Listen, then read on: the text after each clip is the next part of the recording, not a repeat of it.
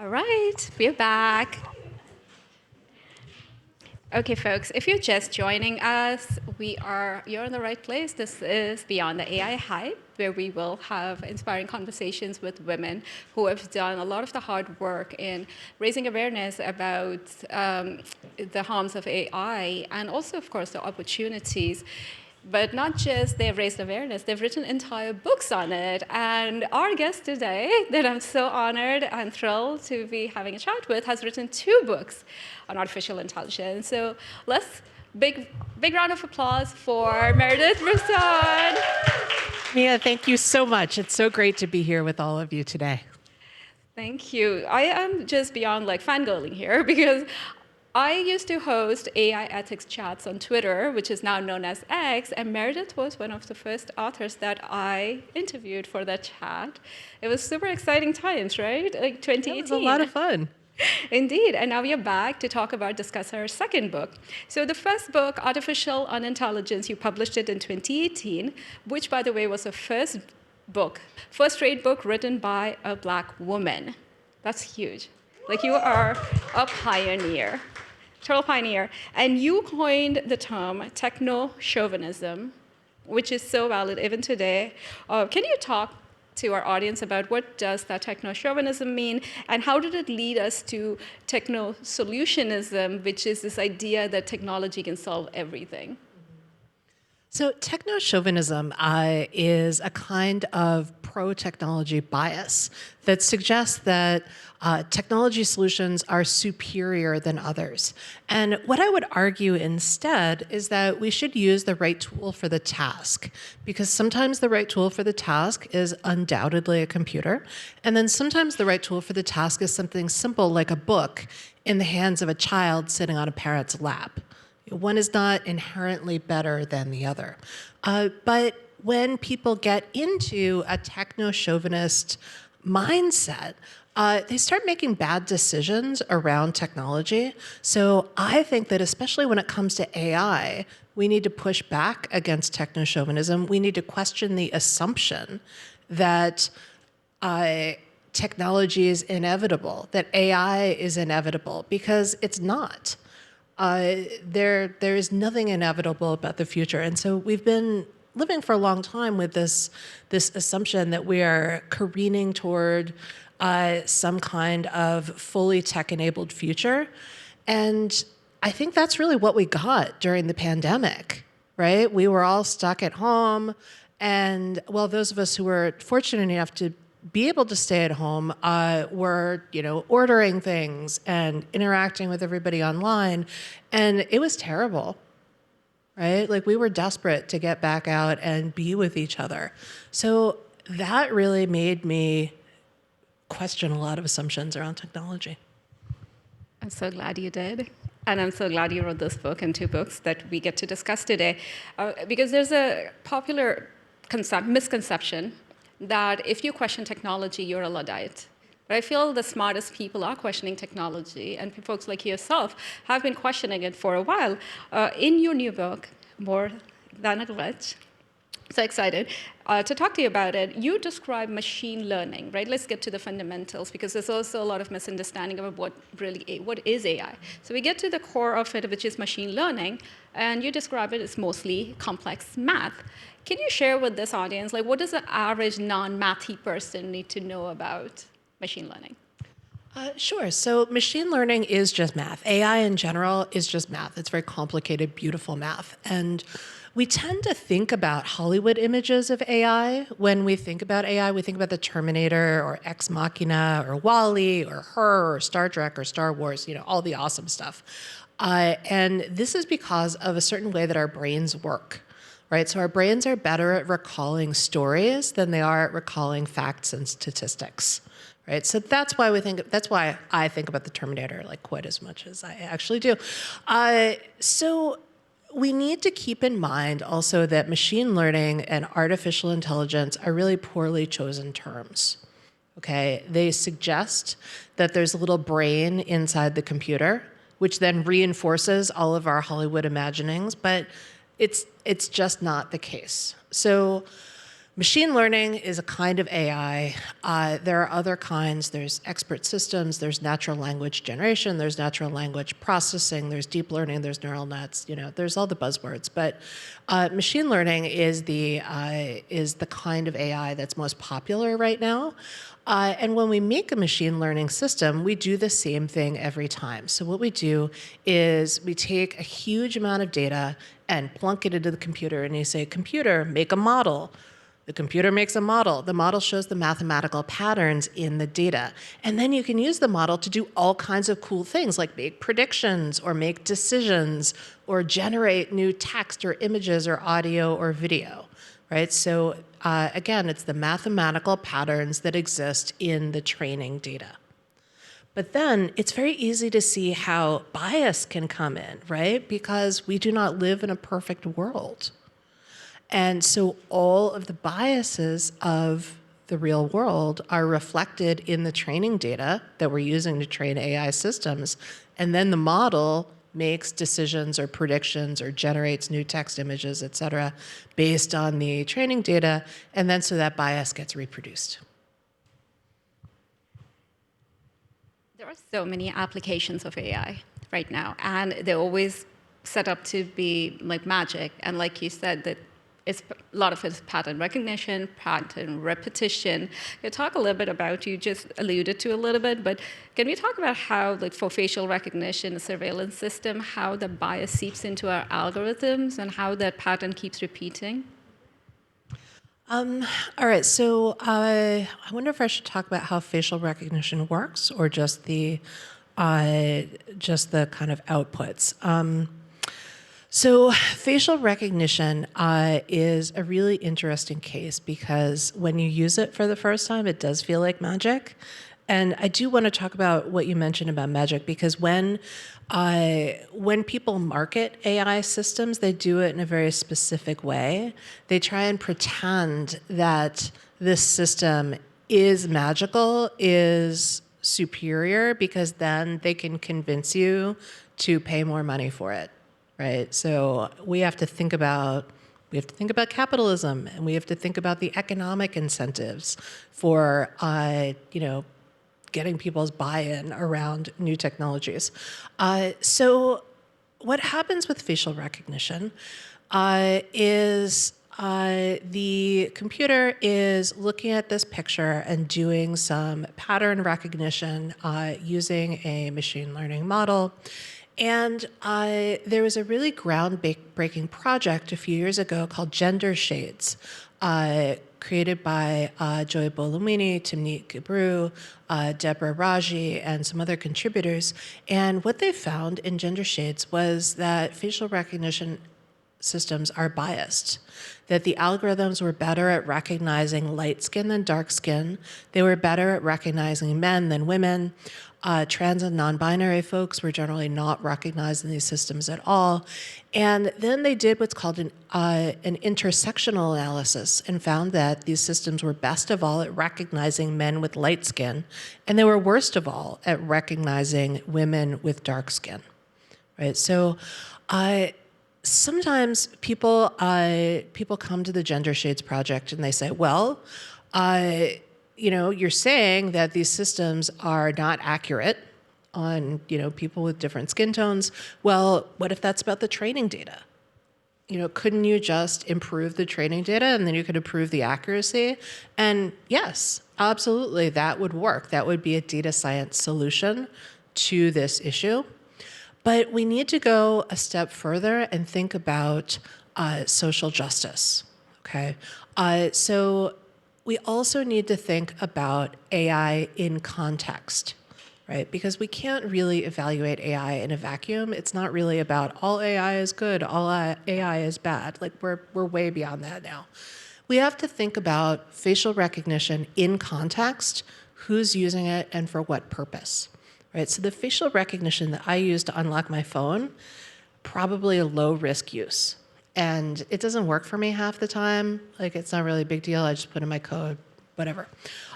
So that's probably a low-risk use of facial recognition. But then let's think about facial recognition used by police on real-time video surveillance feeds. we know that that is going to misidentify women, people with darker skin, more often. And so that is probably a high-risk use of facial recognition. And I would argue that because technologies like facial recognition are disproportionately weaponized against communities of color, against poor communities, the actually just solution is not to use facial recognition in policing at all. Thank you so much. Because I feel like people are looking for answers, and sometimes they're given simplistic answers, and which are not necessarily grounded in reality. For example, when you said that, yes, they're biased, so they don't work for women of color, dark-skinned women, but at the same time, that's not the only ethical issue. The issue is they're also weaponized against communities of color. They're weaponized against women as well in terms of deepfakes, and it's weaponized again in terms in politics, where they're being used right now to create these fake videos. So we do have another event, just a plug. Next week, we are meeting with Congresswoman Yvette Clarke to talk more about some of these issues that we are seeing, the threats to democracy and women. But you talked about how data, right? We talk about data, there's this narrative. Data is objective, math is objective. But in your book, you mentioned how a lot of scholars of statistics that you mentioned were eugenists, and they are also inspired Hitler. So how is their legacy living on in these algorithms? Because I find that very, very disturbing. So statistics was always presented to me as this kind of neutral, objective, superior science. And statistics has this great shame at its core, which is that some of its founders, folks like Francis Galton, were these raging eugenicists. So as in so many cases, we have to separate the art from the artist, right? So there were many, many statisticians who were excellent mathematicians and really terrible interpreters of the social world, right? We also, and so we can use, statistical formulas that they invented, but we should reject the ideas that they had about using statistics in order to, create superior beings, right? There's a lot of junk science out there, and sometimes that junk science ends up in data science or in artificial intelligence, and we really need to be cautious, right? So there is a very old and junky pseudoscientific discipline called phrenology. Everybody remember phrenology?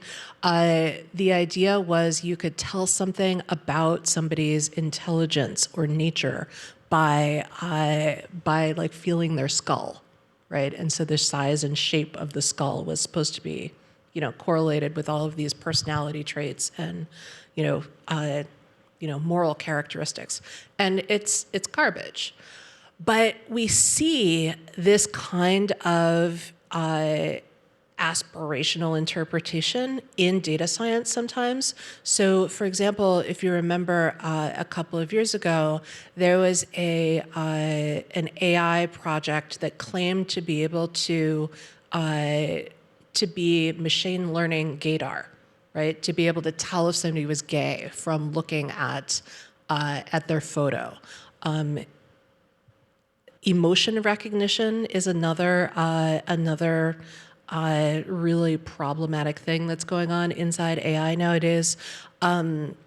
People claim that they can, interpret something about your emotion and then about your, morality from just interpreting an audio clip of your voice or a video clip. It's not scientifically valid. But sometimes it gets embedded in these computational systems as if it had scientific validity. And then people look at the system and they're like, oh, well, it's the computer that says this, so it must be correct. It's a big problem. Absolutely. Talk about using technology to justify all your biases and rationalize like your worst behaviors. So, do folks remember this movie, A Minority Report, with Tom Cruise, where people were judged based on the crime they might commit? And that I've been reading in your book, and I've been hearing about that the use of these technologies in predicting someone's likelihood of like committing a crime. Can you talk a little bit more about that? With our justice system already broken, the legal system already biased, how does this now play into just furtherance of that bias against communities of color, that just based on, like, it just seems like a perfect tsunami if all the junk science comes together to discriminate against, like, whomever they choose to discriminate against.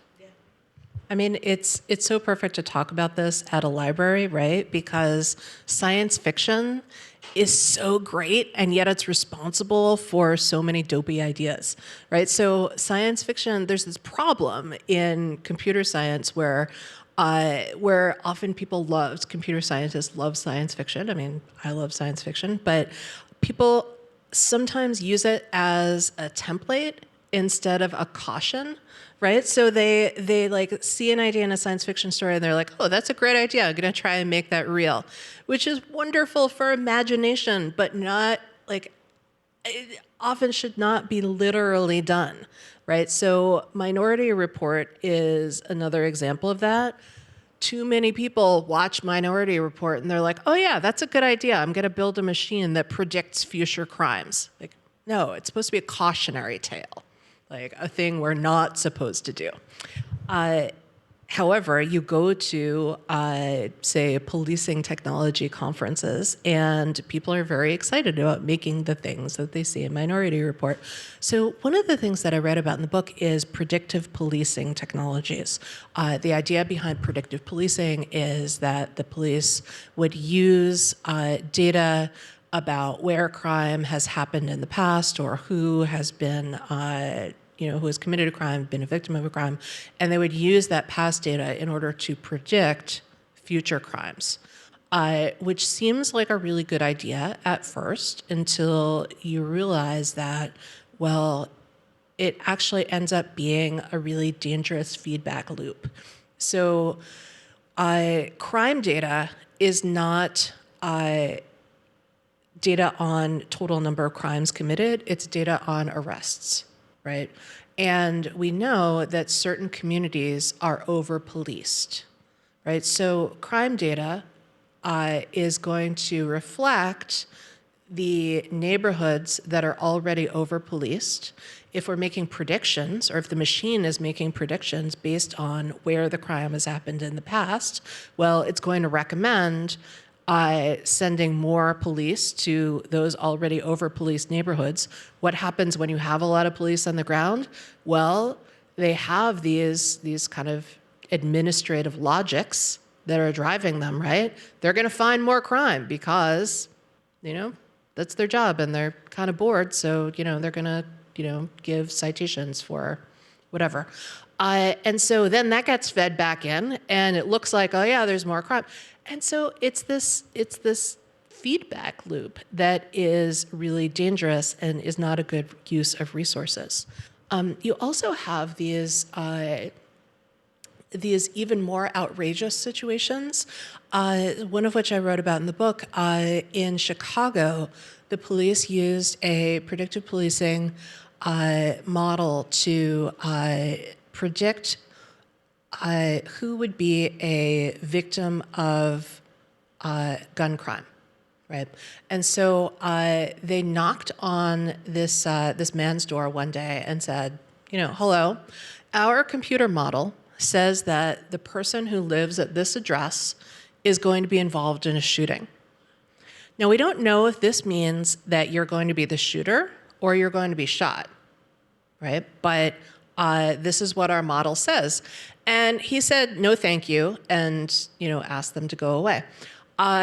Well, the police kept coming back, right? They kept coming back with social workers offering to get this young man into, say, workforce development programs. They came back offering gun safety programs. They came back offering, this, that, and the other thing. And every time he said, no, thank you. I'm not interested in your programs. I'm not interested in your model. Please leave me alone. And then eventually the people in the neighborhood started to notice that the police were always showing up.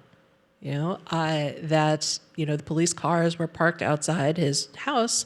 He got a reputation in the neighborhood as being a snitch, as being a police informer. And then he got shot for being an informer, right? This happened twice, right? So the computer model was correct, but the computer model actually brought about this tragic situation. So really the police should have listened to the man, should have listened to listen to somebody from the affected community, and should have made a different decision.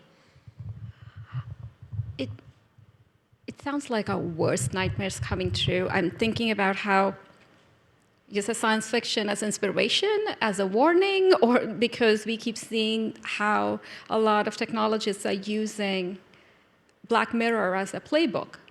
Instead of saying, no, this is a warning, it feels like they haven't even gone through the end of the story. They're watching this movie, hey, great movie, here's an inspiration. The guy dies at the end, and they were the cause of it. So it's like, are we creating the behaviors that we don't want to see in a way that sounds like the police created the environment for the crime to happen? Yeah. So it's just outrageous, and yet this is the reality we live in, not a movie. So now, you talked about the power of technology. So talking about a little bit more promising, because there is a tendency, again, like not everybody questions technology is a Luddite. We believe in the promise of technology. Technology is what you make of it. It's like we know during the pandemic, we all used technology and it was extremely valuable and we were able to work from home and so on. We can talk to our faraway relatives and so on. I'm on WhatsApp all the time with my video calls all the time with my family, which I love. But at the same time, use of technology can be empowering, but however, at the outer limits, it can be marginalizing. Can you talk a little bit more about it? I found that was such a profound point that a lot of people just miss. I think that the thing that underscores this point for me is thinking about the intersection of technology and disability. The book is about the intersection of technology and race and gender and disability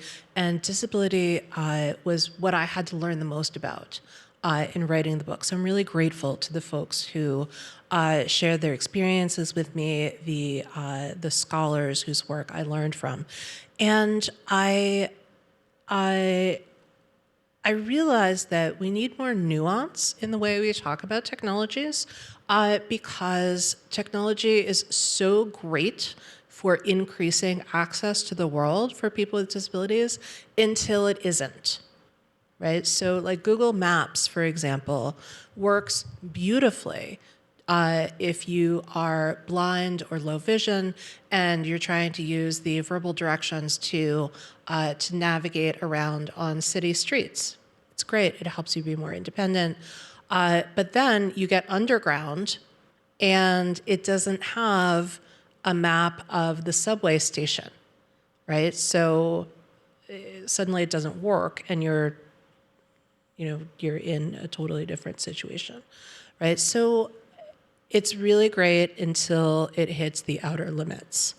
Another story that I tell in the book is of a man named Richard who was working at the Apple store, and Apple gave him an iPad that he could type back and forth with customers on, and that was great as an accommodation because Richard's deaf, and it allowed him to do his job really well. And in fact, he was a very popular salesperson because he was fluent in ASL, in American Sign Language, and so people would drive for hours to come to his particular store because they could communicate with him in ASL. And when you are buying new technologies, right, it's really important to be able to talk to somebody in the language that you understand, right? Because, buying new technology for the first time is complicated and kind of scary sometimes. So he did really well with these particular kinds of technological accommodations, but the technology didn't work so well for meetings. So they would have these team meetings every week where they'd gather in the store and somebody would stand in front of the group and kind of talk about stuff, teach the sales team the blah, blah, blah. And Richard said, well, I'm deaf. I need an interpreter.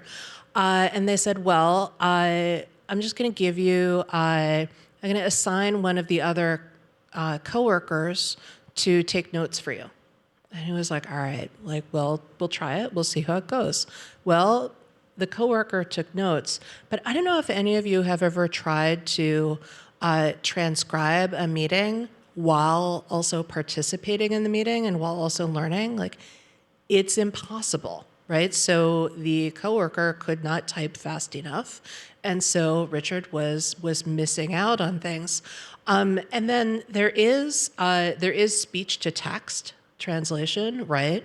That might have been an option, but what happens with speech to text is the microphone on the iPad or whatever doesn't know where to pick up on the sound, right? So I am pointing the microphone at my face right now, and so my voice is going right into it. But if you were sitting there with an iPad in the middle of the auditorium and pointing the microphone would actually be picking up the rustling of the person next to you as opposed to the person at the front of the room. If the person in the front of the room is not mic'd, most people are not mic'd. So at any rate, and so Richard said to Apple, listen, I would like a human interpreter, a human ASL interpreter for these kinds of situations, and that accommodation was denied. And he felt like it was because Apple wanted the technology to be the complete accommodation, right?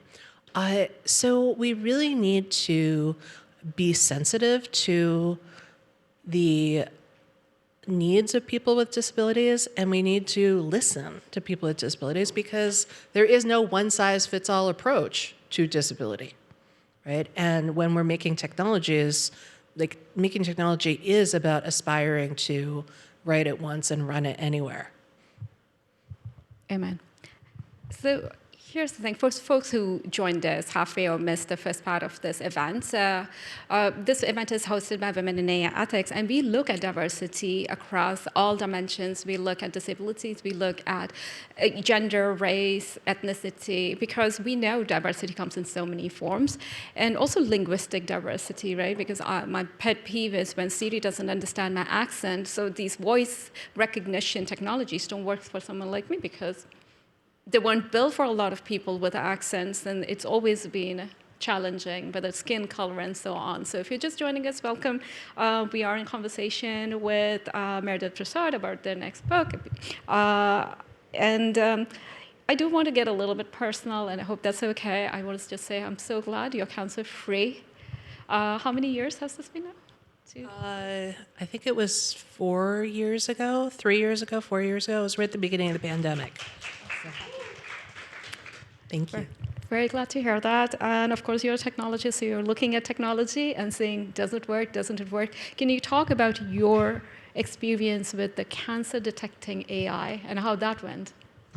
All right, so this did start at the beginning of the pandemic when I was diagnosed with breast cancer. And everybody freaks out when they get diagnosed with cancer, and the way that you freak out is very connected to your core personality. So my way of freaking out was reading absolutely everything that I could get my hands on, and also reading every single part of my electronic medical record. So there are all these parts of your electronic medical record that you can access by, by just clicking more. And I found a note in my chart that said, this scan was read by Dr. So-and-so and then also by an AI. I was like, what? Why is this AI reading my scan? What did it find? Who wrote this AI? What kind of bias is in it? I got very worked up. And then because, I was busy having cancer, I forgot.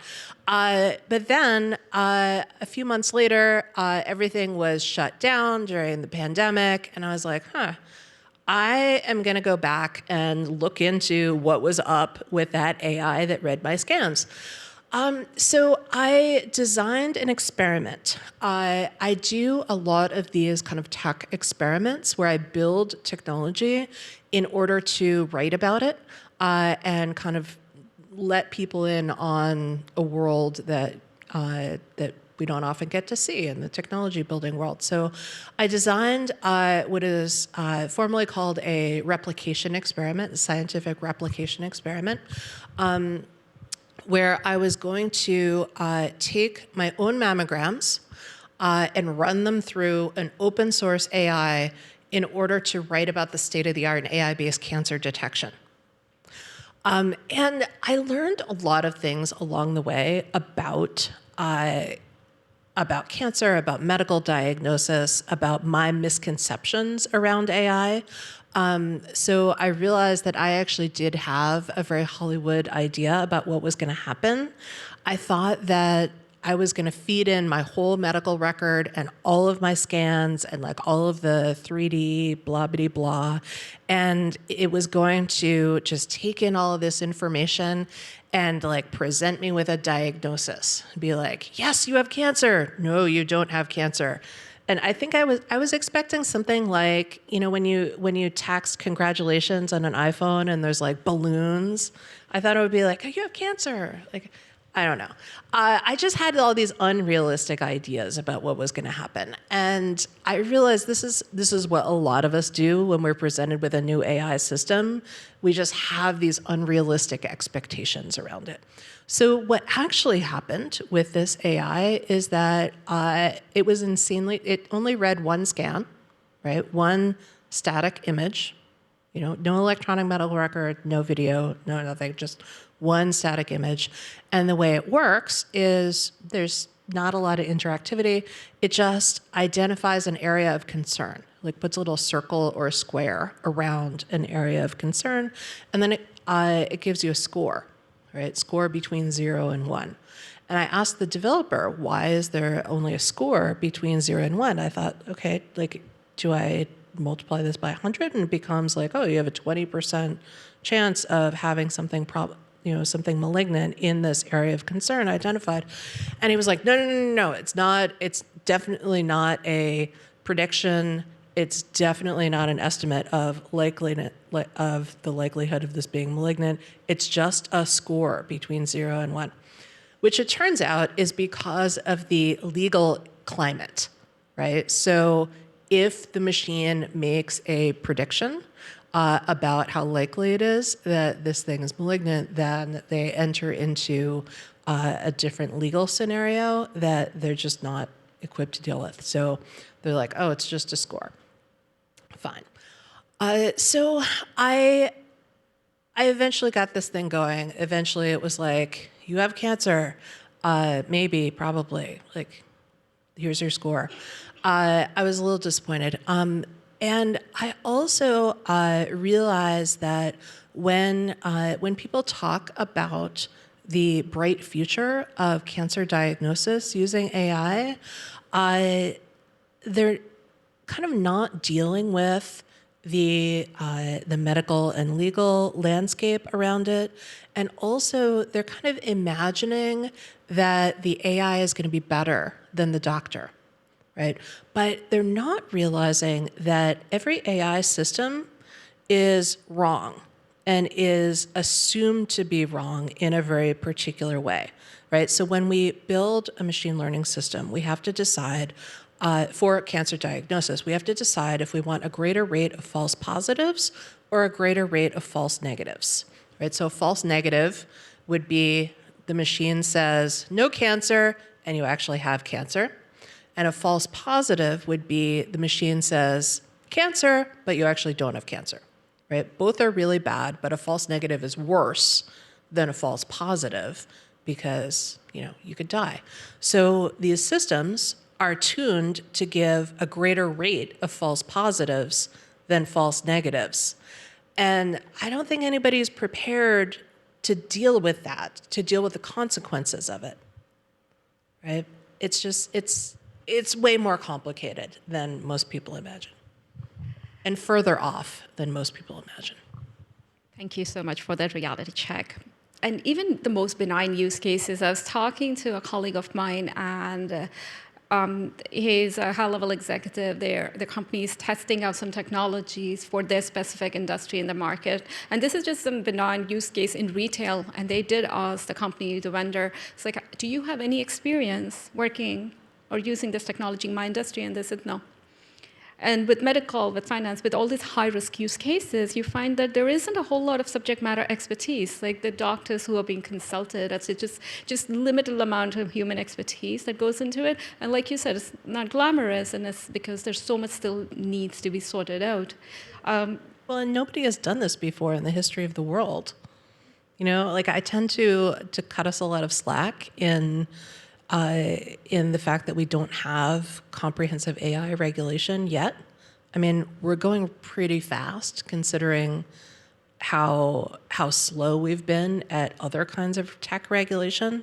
I mean, we are 30 years into the digital revolution and we still do not have comprehensive data privacy legislation. We still are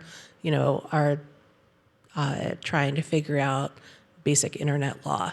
So the fact that we are only, a year or so into the ChatGPT era, and we've got the executive order on AI already, we're doing okay with AI regulation, with the pace of it. I mean, we could go faster and do more, but, it cut us some slack. If you actually look at the history of AI, the AI inventors, and you look at the AI hype cycles, and you find the reason it's always the winter hits when they find the reality does not meet the hype. And that's when everybody starts pulling their funding out. And it's like, okay, you promised this, but it's not really happening, and it didn't happen. So I hear you. We are ways away, so no killer robots, killer Terminator type scenarios yet, but we are seeing a lot of Black Mirror type cases and use cases here. Okay, so we're getting to the end of this session. Just again, for folks who are just joining us or have just joined us, we are taking 5-minute break between each session. We have an exciting another speaker who's coming up after this. But I do want to ask you one last question, which is, what is the accountability? We talked about regulation, we talked about policy, and everything moves slowly, like you said. But there is an audience here, they're smart, they showed up, they're interested. What does that look like, just the landscape of accountability? Because in the news you hear about red teaming, we hear about audits, and there are so many spectrums, right, the different solutions. And you yourself are also working on a product, I hear, which is also related to auditing. Can you talk to us more about technological solutions, policy, or regulatory solutions? So I'm very excited. My favorite policy intervention is something called the Blueprint for an AI Bill of Rights, which came out of the White House Office of Science and Technology Policy. And the thing that I like most about it is that it offers options for redress. Right? So there are all of these situations where AI makes a decision or an algorithm makes a decision that goes against you. And usually when that happens, you don't have any opportunity for redress. You don't have any opportunity to talk to a human being who believes you that there's a problem in the computer, right? Well, the AI Bill of Rights calls for that to be standard, that when an algorithmic decision goes against you, you would have the right to get in touch with a person who is empowered to believe you, to explain why this algorithmic decision happened, and there would be an opportunity for repair. So I love that. And then also, I am a big fan of algorithmic auditing, of red teaming. Basically, there are a lot of ways that we can evaluate algorithms or machine learning systems for bias, for social problems, and we should be doing all of the things, right? So it starts with just acknowledging that social problems are embedded in technological systems, and we need to look for them so that sometimes we can change things. So yeah, I am working on another thing I built for the book was a platform for algorithmic auditing that I built with Kathy O'Neill, who wrote Weapons of Math Destruction. Because a lot of the audits that we do nowadays are bespoke, are one-off, and we need to go beyond bespoke auditing and make auditing something that happens continuously throughout the business cycle. Fantastic. I can't wait to see your product. I can't wait to have you again, like talk about when the product is launched and talk more about that. I think I'm getting the 1 minute signal. So we are at the end of the session. So again, Meredith, thank you so much for joining Yeah, thank you. This has been a really great conversation. Thank you, everybody.